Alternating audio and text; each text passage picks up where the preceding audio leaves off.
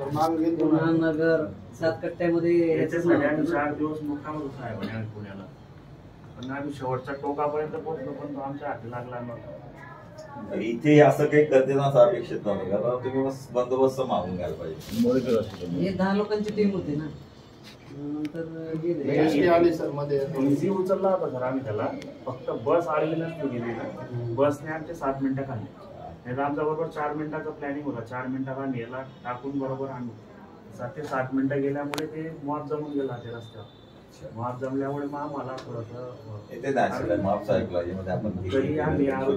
Restriction असतात. आरोपी तरी सोडला नाही आणला बाहेर, जे होईल आले तो आहे, पण आरोपीला म्हटलं ही टीम तुम्ही त्याच्याबद्दल तुमचं अभिनंदनच आहे, पण ते कसं झालं कमी जास्त झालं असतं तर आपलं आरोपी सापडते ना, आरोपी जाऊन जाऊन कुठे जाते एवढं नाही की मागे पुढं होईल, पण एकदम एवढं रिस्क फॅक्टर घ्यायला आरोपी सापडत नाहीत हे गोष्ट मेन आहे. ते सगळे सारखे दिसतात आणि आम्ही इकडून चाललो, आपण लासूर 17 चुंचाळा वगैरे त्या साईडला गाड्या गेल्या की किती समजतं त्यांची बातमी सगळे लगेच कळत, ते लगेच फरार होतात. आम्हाला घ्यायला आलं की पहिले चेक करतात, अर्धा थांबवतात, पूर्ण हे घेतात काय मग पोलीस आले का नाही सगळं नेटवर्क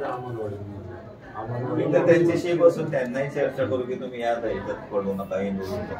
मी 2 वर्ष झालं तिथलेच उपसरपंच सरपंच किंवा बाकीच्या तिथल्या लिडरला ते बोलते जाते, मी कॉन्टॅक्ट करते. तिथे गेल्यानंतर ते 2 दिवसात येऊ 4 दिवसात येऊ देतो, पण आतापर्यंत एकही आरोपी नाही आमचा अजिबात विश्वास नाही. असे आम्ही